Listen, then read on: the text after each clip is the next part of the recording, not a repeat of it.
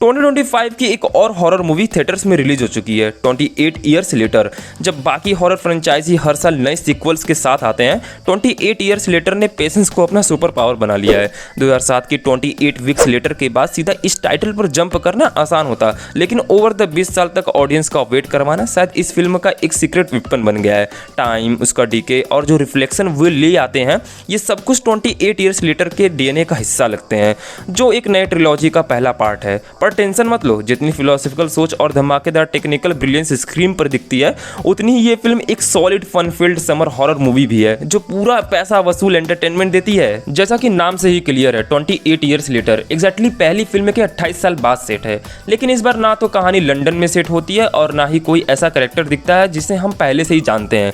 इस बार हम मिलते हैं एक रूरल कम्युनिटी से, जो यूके के कोस्ट के पास एक छोटी सी आइसलैंड पे रहती है।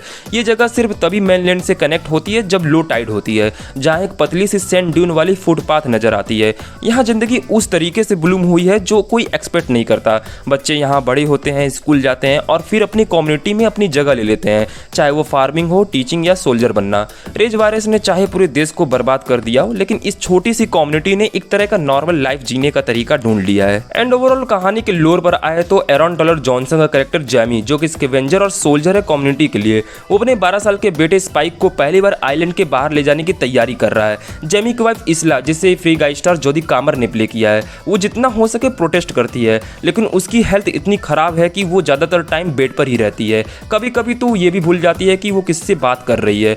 जब स्पाइक अपने पहले हंट के लिए निकलता है तो पूरी टाउन उसके सपोर्ट में खड़ी होती है। ये मोमेंट इसके लिए सिर्फ एक एडवेंचर नहीं, बल्कि एक इमोशनल जर्नी का स्टार्ट बन जाता है, जहाँ उसके दिल में दुनिया के बारे में जो कुछ सिखाया गया था उस पर सवाल उठने लगते हैं। 28 ईयर्स लेटर से पहले सिर्फ 2 एक्टिंग क्रेडिट के साथ अल्फी लियंस ने स्पाइक के रोल में सबको इम्प्रेस कर दिया। उसका परफॉर्मेंस इतना रियल और रॉ इमोशन से भरा हुआ है कि यंग टीन के माइंड का हर इमोशन स्क्रीन पर फील होता है।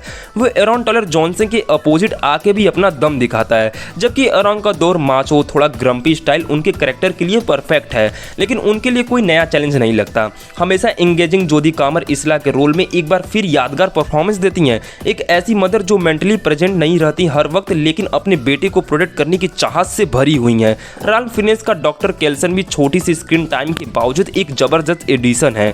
वो सिर्फ अपनी प्रेजेंस से ही वर्ल्ड को एक्सपेंड कर देते हैं, ऐसे वर्ल्ड बिल्डिंग हिंट के साथ जो कभी भी किसी वीडियो गेम के ट्यूटोरियल जैसा नहीं लगता।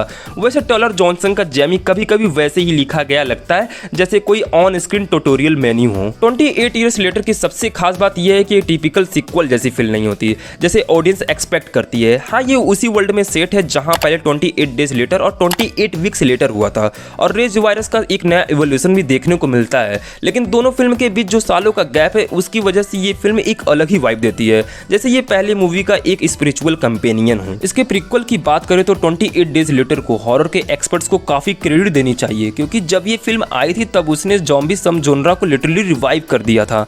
उसके बाद के 20 सालों में हमने फिल्म्स, टीवी शोज और गेम्स में ज़ॉम्बीज के ऊपर हर तरह के एक्सपेरिमेंट देखे हैं।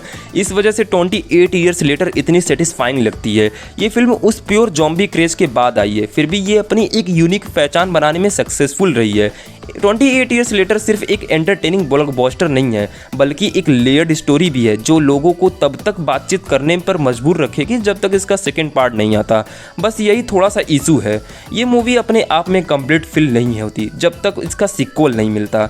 इवन दो जो भी मिला है वो ऑलरेडी काफ़ी ज़बरदस्त है। एंड गाइज, मैं ओवरऑल यही कहूँगा कि इस फिल्म को जाकर आप थिएटर्स में जरूर से एक्सपीरियंस करिए, और खास करके हॉरर जोनरास एंथुसियास्ट लोगों के लिए बिल्कुल एक ज़बरदस्त एक्सपीरियंस होने वाला है। और जाते जाते मेरे चैनल को भी सब्सक्राइब कर लो।